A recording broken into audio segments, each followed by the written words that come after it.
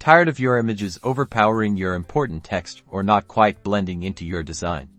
Let's unlock the secret to making images transparent in Microsoft Word to instantly elevate your document's look. First, we need to insert the image we want to make transparent into your Word document. Go to the Insert tab at the top of your Word window. From the Illustrations group, click on Pictures. This will allow you to choose an image from your computer, a stock image, or an online source. Once your image is inserted, click on it to select it. You'll notice a new tab appear on your ribbon, Picture Format. In the Picture Format tab, navigate to the Adjust group. Here, you'll find several options to modify your image. Click on the Color option, and then select Washout if you want a standard lighten effect, or choose another preset from the Transparency drop-down for different levels of fading.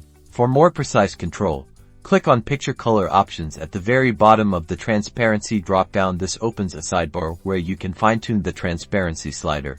In the Picture Transparency section, simply drag the slider to the left to make your image more transparent or to the right to make it more opaque. You can experiment until you achieve the perfect look. And there you have it. You've successfully made your image transparent, perfect for creating subtle watermarks, integrating background designs, or adding a unique flair to your documents.